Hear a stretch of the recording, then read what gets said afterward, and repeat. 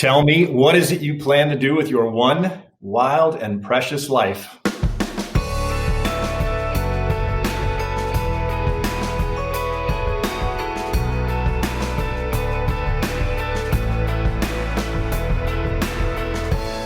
Hey listeners, welcome to In the Arena. I'm Jackie Goldberg.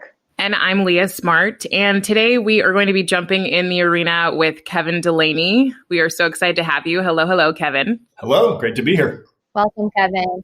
Yes, welcome, Kevin. If you don't know Kevin, Kevin is the VP of Learning and Development at LinkedIn. So I'm just one level away from him and lucky enough to be in his org. He's also a recent author, which prompted us to really quickly move up our interview because we were already excited to speak with him, but wanted to talk to him after reading his book, A Life Worth Living. So we're really looking forward to having Kevin on. He's had a career in human resources that was quite unexpected, but also incredibly fruitful, has been in tech for much of his career. And so we're looking forward today to just learning more about him and sharing his journey. And then, of course, some of the awesomeness that we were able to read and uncover in his book and how he wants to share all of this with the world. So thanks for joining us. Absolutely. We are so excited to learn more, Kevin. But before we do, we have a tradition on In the Arena that we love to do speed dating questions, which at LinkedIn, we also call them rapid fire. So I think Leah and I call them speed dating, but we could do rapid fire, however we want to talk about it. So do you want to get in the arena with us? Absolutely. No play. Don't want to be a spectator in life. Let's dive in and do this. Exactly. And Kevin actually interviewed Mark Manson, who is a well-known author and in the self-help world at LinkedIn, and he used some of these questions. So I, took these questions. I said, why wouldn't it be fun to ask Kevin the questions that he asked Mark Manson? So let me ask you the first one. If you had a billboard up with your famous last words, what would you want the world to know? We have about 29,000 days to live. What are you doing with this one? 29,000 days to live. What does that equate to in years? Kind of aim towards that 80 years old if you're so lucky, which would be a pretty big, fruitful life. Lots of us get a whole lot less, but 29,000 is not that many. And so today, you better do something with it because it's you're chipping away. Great. We'll definitely speak more about that. One of my colleagues had this sounds morbid, but a death calendar actually at his desk for quite a while. He was counting down to make sure he was focused on the right things. So definitely a conversation to talk about more. And Kevin, what book are you reading right now? I'm a multi-reader. I believe deeply and just consume vast amounts. So always multiples at once. I'm reading a history book. I always go to history, a book about Khrushchev and Eisenhower and the U-2 incident. I'm reading a book by John Wooden, a legendary basketball coach. I'm reading a biography by Condi Rice, or an autobiography, and reading the new book by Jay Shetty, Think Like a Monk. So those are the ones that come to mind. And then I always have a big, giant book. It's the Chronicle of the 20th Century. It's about 5 inches thick, and it is the headlines from the New York Times for 100 years. And so I peruse that just to kind of see moments in history, and I'm always amazed at things I'm vaguely familiar with, but then get more context. So I think history is just the fascinating story. Wow, I am buying that. Yeah, I just wrote that down. Chronicle of the 20th Century. I love that. Great suggestions there. Okay, so we are still, I want to say, in the middle of COVID. Who knows at what point in COVID we are? We're at the end. We are at the end. Be an optimist. Vaccine coming maybe in a few weeks, right? So best thing you've cooked or baked during COVID? I would say I am the chief tasting officer in the Delaney household. I am so very fortunate. My wife loves baking and cooking, but she dove into the whole process of a starter with sourdough. So she makes homemade sourdough bread every week. So I'll be in that, kneading and pushing and helping, but in the smallest way, where I sit back as the lucky recipient of all of her baked goodness. So I will say that she's been on a tear. Yesterday alone, she wanted to experiment. So she made a Millie cake. Have you ever been to Lady M? Sort of a very thin crepe, multi-layer with pastry cream between each layer of the crepe. And that was awesome. And so I would say I have far more experience eating and tasting new stuff during COVID, but my wife's doing a great job. Love it. I have not had a Millie cake, but I may add that to my list also. I'm already learning so much, so I've got notes. And then the last question is, who's the most inspiring person that you've either met or spoken to, Kevin?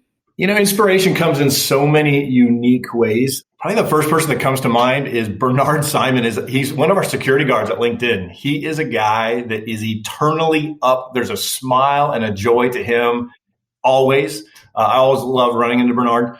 There's an author named Bob Goff who I admire greatly. He inspires me with his just very simple approach to, kind of love the people around him, which has led him on extraordinary adventures. And his books tell so many of the stories. He just finished one of his recent books called Dream Big. So he's a dream big kind of guy. Both of them inspire me deeply. And I would say, I watch my wife and I really am just amazed by her ability to just go, churn it out. She is a machine of operational wonder. And in the middle of that, just so gracious. And so that balance of grace and operational wonderment is fantastic. So those the people come to mind. Those are wonderful. I'm inspired by Bernard Simon, I think his name was. Just people, who are so positive and enthusiastic and open and smiling and kind. Like that energy is just so inspiring. And you talk so much about how to make the most of your life and to live every day better than the one before. And to me, that is it, right? Because it's coming from within, but then shining to others. And so I love that. Like not someone who's, a famous author or an artist or something, but just an ordinary person living day to day and shining light on other people. I mean, what can you ask more than that? So inspiring. Yeah, I love that. And you also talk in your book, and we'll talk about your book, of course, during today's episode, about really being mindful and intentional about the people that you do want to meet in your life. And I think that's so cool, going through on a yearly basis and writing down who are the people that inspire me, who are the people that I want to meet, that I want to talk to. So when we thought about this question, that definitely was part of that, and thinking about who you aspire to meet. Before doing that, we want to hear, Kevin, who are you? Who is Kevin Delaney?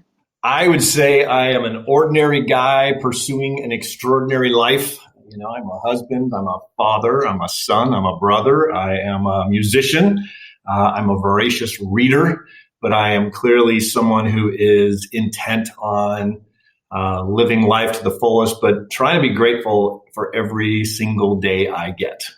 And so I think I'm like everybody else, but clearly I have, come to a very crystal clear focus that life's precious and life is, your one shot ticket, so do what you can. Mm-hmm. Were you always this way, Kevin? I think, I was a super, super shy, introverted kid growing up and through high school. And, certainly in my 20s, I had that moment. I think one of the first quotes that spoke deeply to me was Helen Keller's quote. Life is either a daring adventure or nothing at all. And I thought, well, if I'm choosing between those two, let's go with the daring adventure. Certainly started down that path. But for me, the true pivot was, 12 years, 5 months, and 16 days ago, a doctor said I had 24 hours to live and had a number of health things. I was in a coma and ended up on a transplant list. And however those things work, within a day, I was at the top of the list and got a transplant that saved my life. I came out of that experience in a very different perspective of realizing every day since is sort of extra and bonus period for me. And that just gave me a very different reframing. So while I'd say I was always pretty mindful, live the daring adventure, you sort of have a different ability to push through fear and sort of, forget all the failure stuff, go, this is precious and it's fragile. And so I'd say that yes, to a degree, but I would say it was amplified incredibly coming out of all the health crises to realize, okay, back to the 29,000 days, everyone you get, you really should squeeze something out of it because we tend to think there's that endless supply of tomorrows and there really aren't. Yeah. I wonder, Kevin, you write about this in your book a lot about people who've had these sort of near death or life altering, disabling experiences who then go to do these extraordinary things. And, It reminds me of one of my favorite spiritual teachers is Marianne Williamson. And she's always say, people either learn through joy or through pain, but I've never met anyone who's learned through joy. And it just reminds me of this conversation, why does it take something so life altering to wake us up? I think pain is the great attention getter, certainly. It can give you a wake-up call beyond anything else. I do think that you can learn vicariously. I think, when I really came down to it, and, I think 78% of people have said they want to write a book at some point. That's sort of that stat that kind of goes around, yeah, everybody wants to write a book. There was a few things that pushed me. One, my kids asked me to, and that was a unique piece of the journey. Okay. The second piece was I really did come away with a different perspective, and I realized I was fortunate to kind of have that experience of nearly dying because it gave me a perspective on life. And if I could give anybody else that perspective who was not lucky enough to have that kind of horrible experience, then that's an awesome experience. But the third element for me really was I wanted to remind myself. We unfortunately have short memories and we have these great epiphanies, and then life kicks in and we get busy and the mundane takes over. And I was worried that, in the midst of having very clear perspective that life is fragile and life is precious, that I would kind of slip away from that. And so the writing again for me was to go back and remember kind of the whole journey. So I do think we can learn from other people. I certainly am inspired when I read other people's life stories. One of the things near the top of my list are biographies or autobiographies, because I love to see kind of the whole thread of somebody's life. And we tend to remember the highlights of people's lives. And yet when you read biographies, you realize everybody had the downs and the ups. And I think it's important to realize that both ends of the spectrum are experienced by everyone in this thing we call life. Yeah. There's a lot of research around how we stick to negative thoughts, not as much as positive thoughts. And that's based just on how we have evolved over time, and risk is something that we really grab onto. And I do hope that, our brains and we can get to a point where we're sticking to the positive and the joy more so. But something that you talk about in your book is how important daily, even throughout the day's actions are to really sustain this continuous positive perspective or continuous learning or continuous, again, making every day better than the next. And, when we can learn from people and we can read books and we can get this perspective and we can feel it, but then it so easily go to something negative, or it so easily is released. And the goal really is to sustain that. And so can you tell us a little bit about what you do, right? And maybe a little bit about the book also in terms of putting actions in place that you can really hold on to every day to make yourself the best that you can be, and how you implement this in your own life so we can learn from you. I believe deeply in the power of daily. There's something about that routine that somehow the sun keeps coming up, somehow it keeps going down. But I realized it's frequent enough that you really can seamlessly pick up where you left off yesterday and continue forward. And when you try to do things, not every day, you have to spend some energy kind of catching back up to where you were. And then on top of that, if you take it as simple as exercise, you think, okay, I'm going to exercise 4 days every week.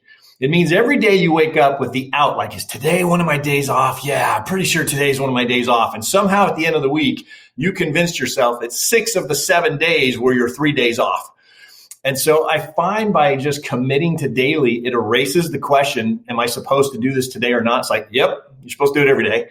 And so I've come up with a series of daily practices that I sat and thought 5 years from now, what are the things I wish I had done every day for the previous 5 years that I think would get me to a good place? And I locked those down and I track them daily, and I found they're healthy. I journaled every day for 15 years. I found it was a really good process, to your point of remembering the good things about the day, not just the bad things.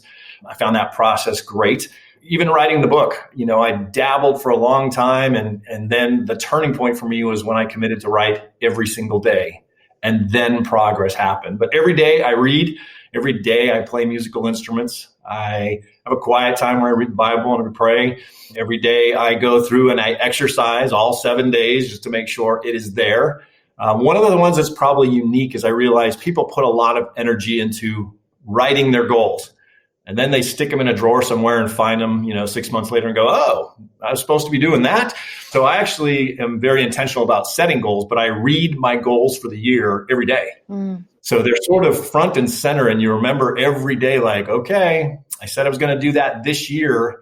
And this year, 300 days have passed. So I have 65 more to go. I really should get there. And so I found that daily practice has been really an accelerator for me of progress. And I think that progress is essential for the human condition. We all want to feel like we're getting somewhere. And I find that the frequency of daily is that daily step progress that you realize when you look back, you make incredible progress in one simple year. And that's a pretty easy time frame to see memorable progress. You make it sound so easy. It's incredible. But really, one of the best things I learned from my life coaching program was circumstances versus commitment, right? So when you're committed to something, you're so committed that you don't let external circumstances or any circumstances get in the way of it. You really put commitment over circumstances.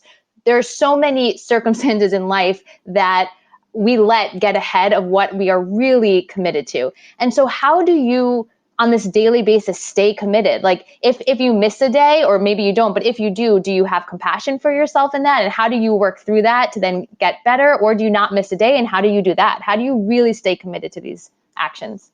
Yeah, there's a few things. Part of it is you grow the habits. I mean, there are pieces where if mentally I've said I'm going to do this, I have that mentality that the day is over when I finally climb into bed. And so I literally track and realize before I get into the bed. So it's not uncommon if I've somehow made it through the day and I've never grabbed a musical instrument. It's 2:00 in the morning and I will go grab a guitar and just sit for a while. Like I'm committed to this. I have books all over, right next to my bedstand, there's a book. So if somehow I made it through the day, it's sitting right there. It's easy. But yes, I think grace is an important part of life. I think it was Jerry Seinfeld who had this perspective that, he was going to become a comedian. Comedians have jokes. The easiest way to do that was to write a joke every single day. And the key was if you miss a day, you never miss 2 days because now missing is your new habit. And I think there's something to that. Like, yes, you missed one and so you broke the streak, but the best thing you can do is start over again and, kind of help you going. I will tell you there's some things out there, like the Peloton is fantastic about reminding you of daily streaks, weekly streaks, yearly streaks. And it's sort of top of mind, like, oh my gosh, I got to go get on the bike. I'm going to lose the streak. But I think those mechanisms put things around you that are easy. Like literally trip over it before you get into bed. You have to move the bike. You have to move the guitar. You have to move the books, whatever those things are. Track it. I believe you get great benefit from writing things down. I'm thinking about way too much stuff to keep track of it. And so, have note cards with me all the time. I write them in the middle of the night. I can write in the dark and throw the cards on the ground so that I just don't have to think about it. It'll be there somewhere on the floor in the morning, that idea that I had. But I believe that if you write it down, it's the greatest reminder of your own voice saying, you said this was important. Mm-hmm. So that is, I think, one of the keys. Write down the things you want to do, write down your progress along the way. And then you get to kind of reckon with yourself whether or not you're really committed, as you said. Yeah. I feel like we start our commitments with this, like, I don't know about you, but I think the reason so many books have been written on habit, and I know you talk about James Clear and Charles Duhigg, but, I think it's because we are so fearful of our inability to change our own habits. And so we have this mystery around the habit change and how do we become this person we want to be? And it really is all in this simplicity of a habit. And so as you were talking about this, Kevin, I was thinking about my own journey of creating habits and fear of like, if I commit to something, will I fail? But you also reminded me of this amazing threshold that happens where you have ingrained whatever it is so deeply that you wake up and even if you miss a day, you're not afraid you're going to fall off entirely. You just go, oh, I'll do it tomorrow. And so there is this amazing piece at the end of habit creation where it's simply a part of your life. Yeah, and I think that James Clear's book is fantastic. The sum for me was the 2-minute habit. We all aspire, so we set these grandiose goals and we fail grandiosely. Set the very smallest, most ridiculously unimpressive goals that you actually achieve. You want to go be a runner. He gives the example, just step outside in running shoes and then step back in and do that for a week just so that you see yourself as somebody who steps outside in running shoes. Eventually, you'll be embarrassed enough to run across the street and back and then around the block and so on. And I think that baby steps is incredibly valuable. But our ego and pride get in the way. We don't want to tell somebody, I'm writing a book. Oh, really? How far are you in? I'm 28 words in. No, that's 28 days of me writing one word every day. That's what I can do. And I think our ego gets in the way. We want to say that, no, look, I'm running 10 miles a day, and that's why I can show you I'm committed. Get the ego out of the way. Just make progress. Jim Rohn is a guy respect greatly, shaped a lot of my life and thinking. He said, make measurable progress in reasonable time. I think that's the ultimate measure. If you can measure it and it's in a reasonable period, great. That's fantastic. And if you can't measure it, probably not going to work out. And if it's not reasonable, it gives the example, how long should you spend in second grade? About a year, maybe 2. But if you're still there, that doesn't work. That's why they make the desks so small. So you can't kind of park the rest of your life. We can't all be Billy Madison in second grade. Yeah. Kevin, one thing that surprised me, it was like a pleasant surprise, was getting to your chapter, What If It's True? And it surprised me because I know you professionally, but we don't bring a lot of spirituality into profession. And so that's something that I'm really passionate about in my own spiritual journey. And, my own transformation has been so involved in that. But I wanted to read this quote from that part and just hear your thoughts on this. You said, it's been decades now and life has been an adventure. Sometimes God felt close, other times distant. Sometimes I felt a great peace knowing God was in control. And sometimes I felt God was a million miles away. I've felt comfort and closeness, and I've experienced dark nights of the soul where I wrestled and screamed at God searching for answers. I still come back to the same conclusion. To live without God would be to miss the best that life can be. I thought that was beautiful. Yeah, it's a unique thing when you think about where does God fit into the mix. And, the point of the book is, not anything other than, I think if you're trying to live a life worth living and live life to the fullest, you should at least pause to ask that big question. There's so much of history that says there is a God that created life. And if that's true, it's worth consideration. If you leave that part of the equation out just to wrestle with, and I go back and think, I've studied a ton and, spent a lot of time in it. But on one side, you have Blaise Pascal, a, theologian and mathematician who's saying, I've come to the ultimate conclusion. I think that we're unsettled in life because God created a place for himself in our lives. And on the other side of the equation, you have Bertrand Russell, another deep thinker who came to the point that, I don't even think there is a God.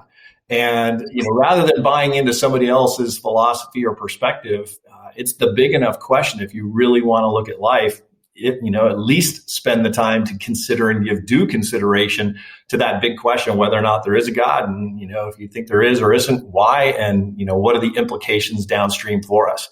So for me, my own journey, certainly linear is not the way I would explain it. It's wrestling. It's deep and it's hard. And I think that that's what makes it, so real and tangible.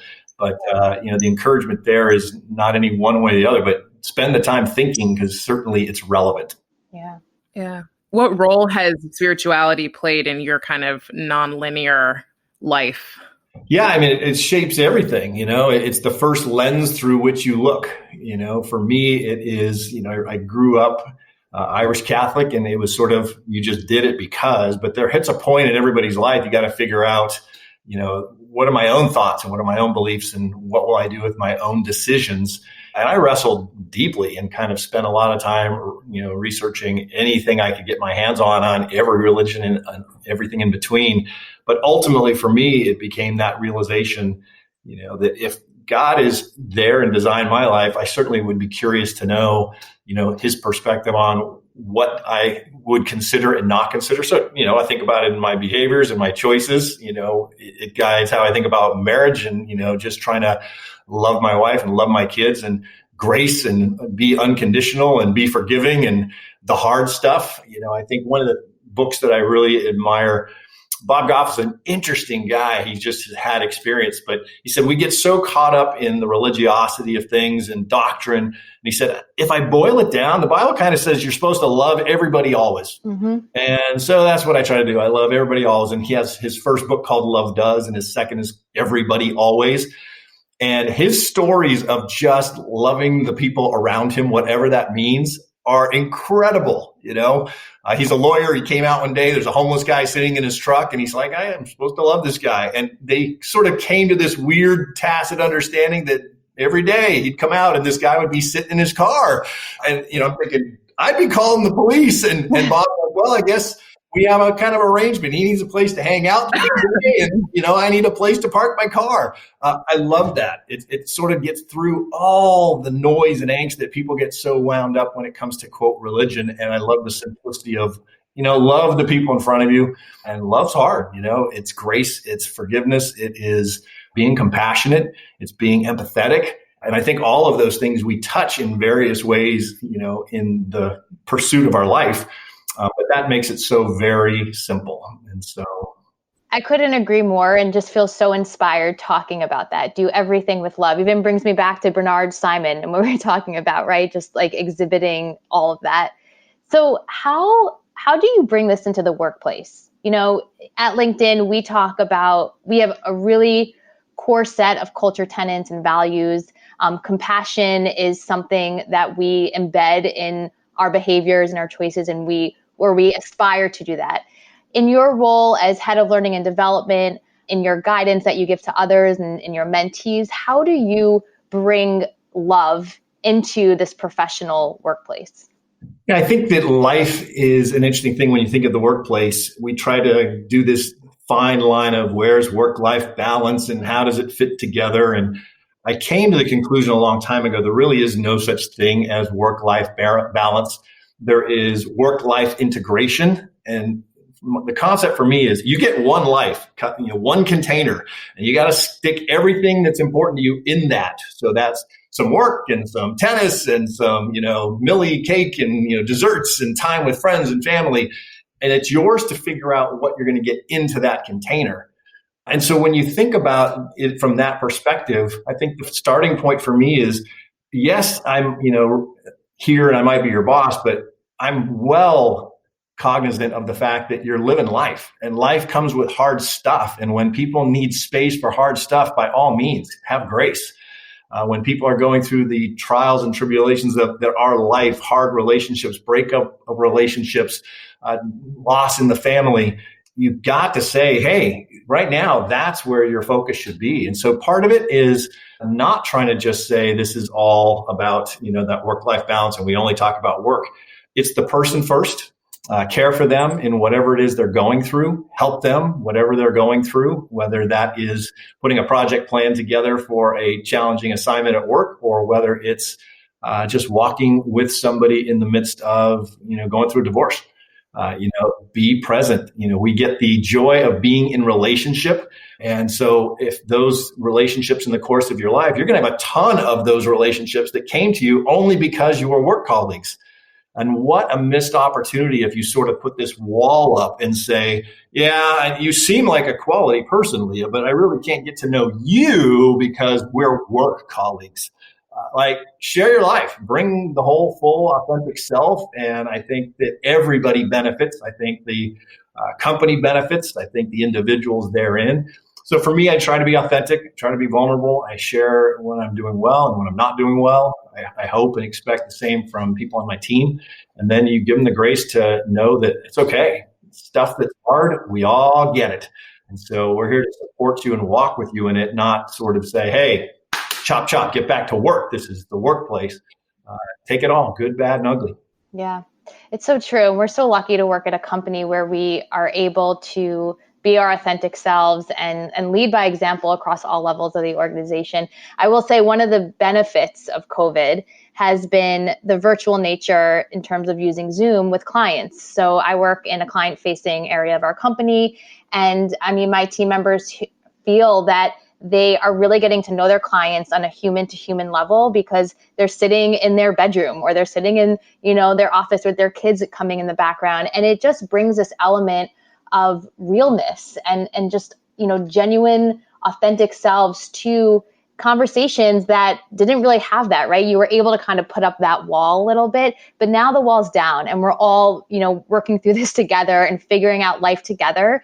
And it's helped. It really shows how when you lower the iceberg a little bit, you are able to form those deeper connections and get more done and be more real about it all. So I'm totally, when we talk about COVID and all the, things that are coming with it, there are some silver linings. And I do think the authentic nature that it's brought to some of the client-facing stuff has been great.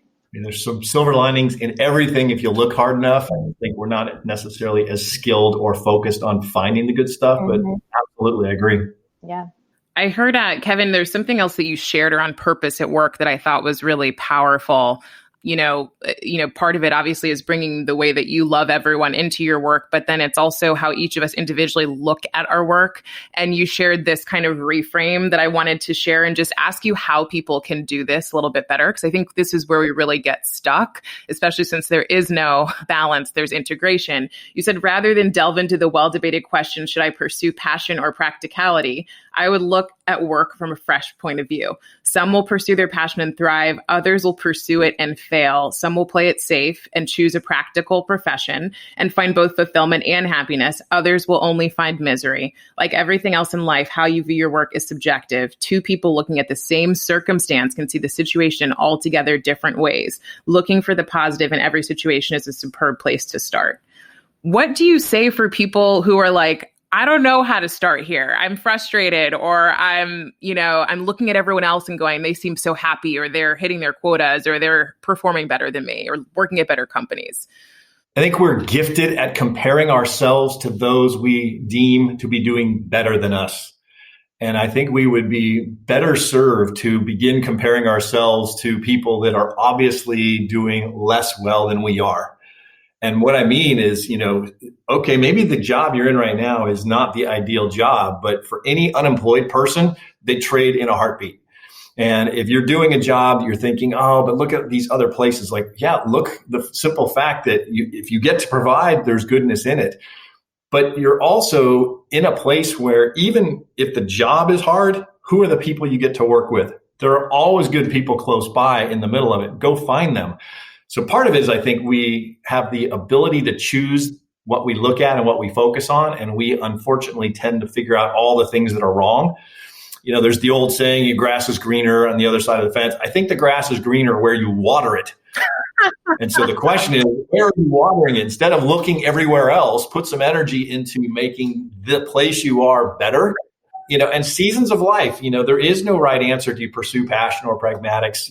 I do know, if you think about pure, Maslow's hierarchy of need, if you're pursuing your passion and you're in poverty, you're probably struggling because you're not getting your basic needs met. And so there are times in life and seasons where pragmatics makes sense. You just get married, you have kids, whatever, and you have to provide for them. Maybe that's the perspective, that I might not like what I do for the hours I'm at work, but I absolutely appreciate that I'm able to provide for my family. Therefore, there's a vicarious appreciation that you just need to kind of get the perspective. What am I getting out of this? And I would go a step further and say, start at the very basic. Do they pay you for showing up? Great. That's a positive. Do you have any decent people with whom you work? Great. That's a positive. And I'm convinced that even in the worst conditions, you could make a list of 25 things that are good, even in a horrible job. And if we put our energies on those, I think that we'd find it's not as bad as we thought. And then that gives us momentum to improve it even further. So, yeah, there's times when we have people that aren't that great.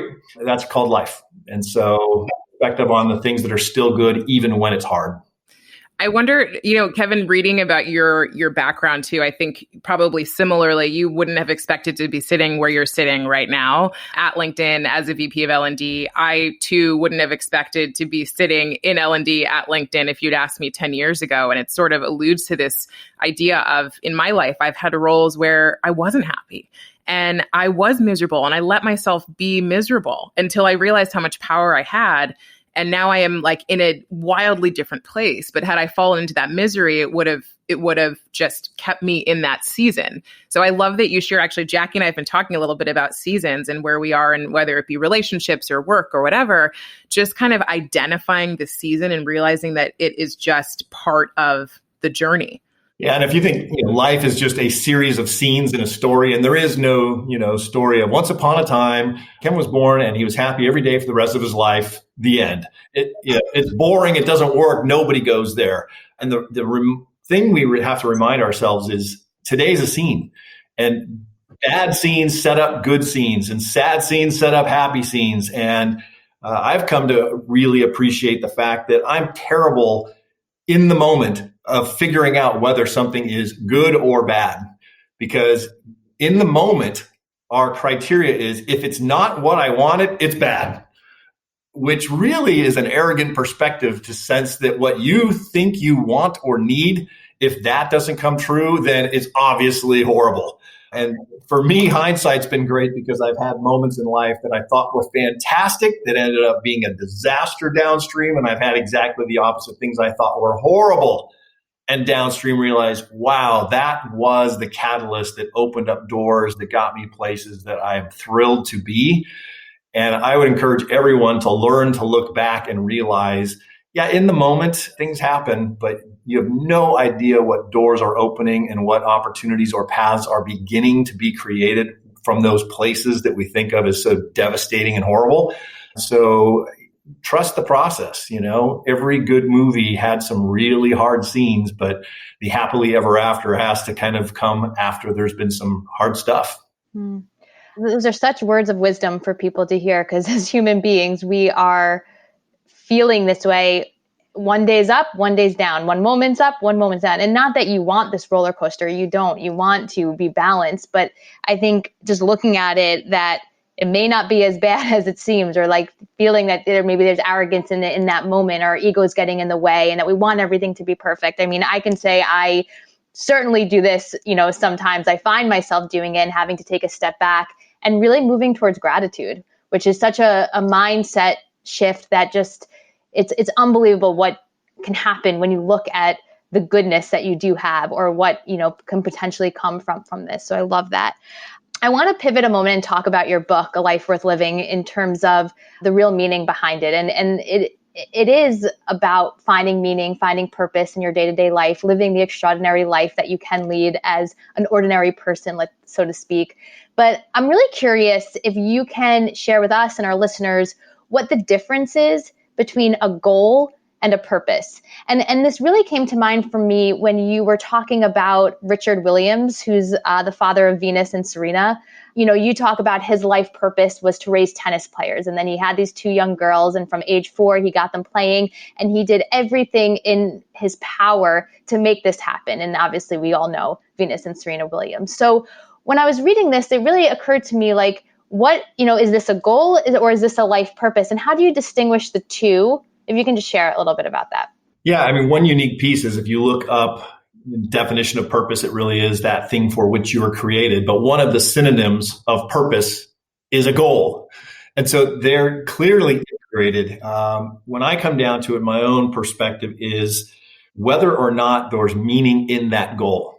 For me, purpose comes when you set goals that have meaning. When I talk about Richard Williams, it's really in the sense that another synonym for purpose is single-mindedness. And I talk about Richard Williams as someone who was single-minded in his pursuit. Don't know if he would consider that his life goal, but, I look at his pursuit of, raising 2 champion tennis players. He did that with single-minded persistence. The only way we get to see, was it a purpose or life purpose, is at the end, was it meaningful? And, I tell a story in the book that just something that struck me so deeply, the story of Alfred Nobel, who had the unfortunate experience of, waking up, seeing the newspaper, and the headline was his obituary, which was obviously mistaken. His brother had died and they mistakenly put in his obituary. But what he saw was the headline, "The Merchant of Death is Dead."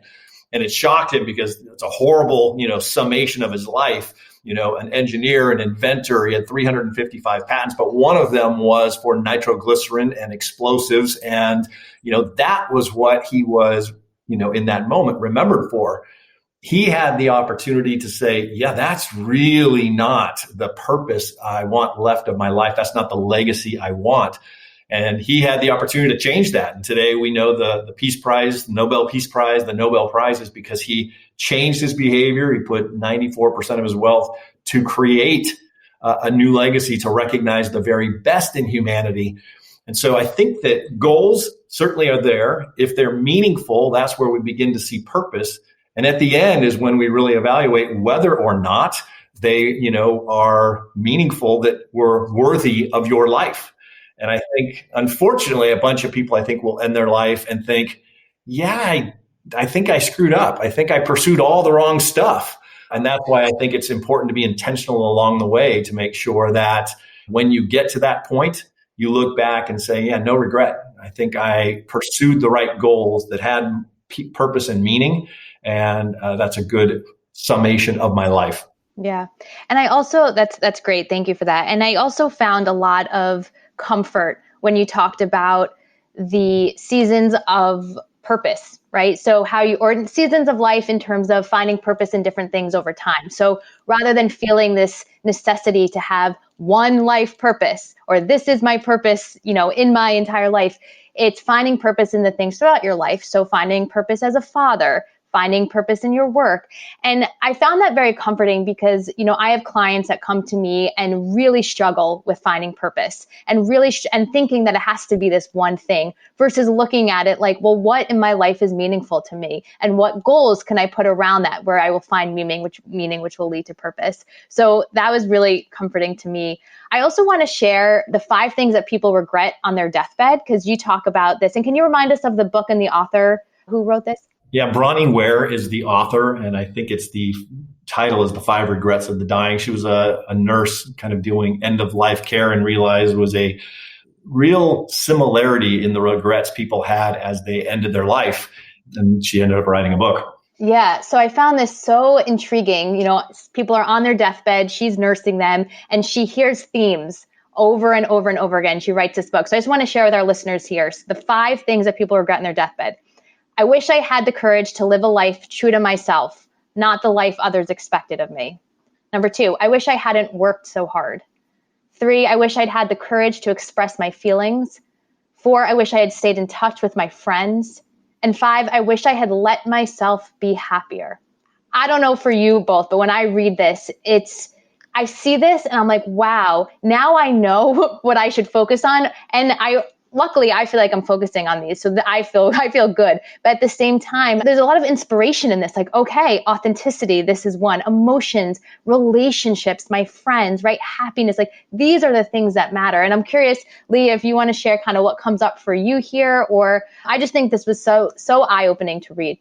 Yeah, I loved this too. I also felt like, I'm fortunate enough right now to be at the end of a really interesting transformation and probably the start of a new one. But I feel like I'm actually doing these things, which was so amazing. And in line with this, it was interesting to compare this with the other story you shared, Kevin, about how in South Korea, living funerals are a growing practice where somebody gets in a casket and lays in there and gets I was cracking up and also going, oh my God, we should find a way to have a living funeral at LinkedIn and just get people into this experience. Because it was shocking to even imagine yourself laying in a casket going, oh my God, it's all come to an end.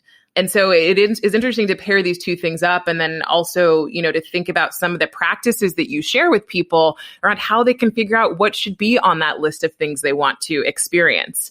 So I thought it was beautiful. And I'll weave in one more thing that I think is a really practical way for people to think about what they want to create in their life. In the book, Kevin has you write a list of the things you want to own. Funny enough, I couldn't come up with, I think you said 50. I was like, I can't even get past 10. And I was like making them up by that point. I was like, what's wrong? And so I get to the next page. And I think the next page is, where do you want to go? It's all about travel. And I was like, okay, I could do that. That's more exciting, but still not a long enough list. And then I got to the page that was, what do you want to experience? And it just lit me up. I was like, I could go on forever with this. And it was sort of this realization that, of course, you have these 5 questions. Clearly, like Jackie said, it's an amazing roadmap to like the things you should be doing in your life or could be doing. But it's also the experience was a really beautiful way to think about what you don't want to leave on the table. And then the last one was, and what do you want to give? And that is really what adds kind of meaning and reminded me of David Brooks, who wrote the book about the second mountain, that the first mountain's all about climbing all of these things, getting all these, inquiring all this stuff. And the second mountain is just giving. Yeah, I think, Winston Churchill said, you make a living by your work, but you make a life by what you give. And I think there is that pivot. We're so focused certainly on survival at first and then success secondarily. And then there is a moment you realize, so much of the real joy is not the stuff you get, but, seeing other people provided for. And that's been a really fun part of the journey that, I look at, that everybody has that opportunity to find things that are meaningful to them and to, lean in, whether that's through financial giving or volunteering or making up your own stuff to go help people just in a way that is meaningful to you. Walking through a journey with somebody, if you grew up in a situation where you were in poverty or you were an orphan, whatever your life experience is, and you can go find people in that similar situation and help them walk the journey as you've walked through it and learned, that's the stuff that is so much more meaningful. So I think that, that's the ultimate pivot when we start asking, what can I give? And, Jackie, back to your point, one of the beautiful things about work is it is a fertile ground for giving. We can meet a lot of people where there's opportunity to partner with people and go do things in the community or just within, the people you meet. That's the beauty of people. Every person you meet, you're guaranteeing at some point they're going to go through difficult stuff. It's the one guarantee in life. It will get hard for you some point. And that's the opportunity we have to sort of walk with people in the midst of that. And I think giving is a huge piece of that. Mm-hmm. Kevin, what do you think about, I can think back to times, I'm sure we all can, where we felt totally lost. And, maybe somebody came up to us and said, oh, what's your purpose in life? Or what's your purpose right now? And I remember just being annoyed. I was like, I don't know. And I don't want to talk about it because I don't know. What would you say to people who are just looking to, instead of find, create that purpose? How do they do that? Yeah, Jackie alluded to the fact that I certainly was paralyzed in life when I thought, oh my gosh, what's my life purpose? Wait for the clouds to part and, you sit, analysis paralysis, and you realize that you're a far better question to ask is, what are my life purposes? What you're capable of and what resources you have available to you in your 20s is different than your 30s and your 40s. And you realize if you were going to pick a purpose, man, I'm not sure anybody has the perspective of all the possibilities in life. And so by shifting gears and thinking, I'm going to have many seasons of life. I'm going to have many different ways to provide purpose or find purpose. And I think that that's a better way to start thinking of, every single day you could find purpose in helping someone. I've had purpose as a father that's different than as a purpose when I was a coach, than when I was a musician, than when I'm in a learning and development capacity. Now, as I think about writing more, that's a different way to apply purpose. And I think that that's the shift I would encourage people to make, is stop thinking about this one overarching thing and realize you can find purpose in so many different ways. And that really is, I think, the aperture I try to open in the book, is to say, hey, there's actually a whole lot of different ways to add purpose to your life if you start thinking a little bit differently. And I think that is what brings life to a very different perspective when you realize, great, I have more opportunities than I thought. Because I think when we feel like we don't have opportunity, that's when life gets scary. You feel, I have no options. Nobody likes that. Everybody wants to feel like there's a lot of choices. And the second piece you said is very clearly important, to be intentional. Intentionality, I think, is so overlooked in life. Be intentional about what you want to do, intentional about the actions it would take, intentional about scheduling those actions, intentional about doing those actions, intentional about finding other people who will help you and encourage you in those actions. Which brings me back to write it down. It's the first start of serious pursuit, and then you can remind yourself of all that you want to do. Yeah. Evan, just a follow on to this. So how do you know when you found it, when you found purpose or meaning, whatever it's going to be in that season? I think you get feedback, when you do something that is for other people, they will begin to give you feedback that was meaningful to them. And on the giving side, that's absolutely the case. I've never gotten a thing, like you said, the first thing you think, what do I want in life? Which is what people tend to start with. And never once have I, had something that I wanted to own that spoke back to me and said, that was purposeful. And that's why we sort of get that out of the way first, because the real stuff is the relationships and the people. And those always give you feedback.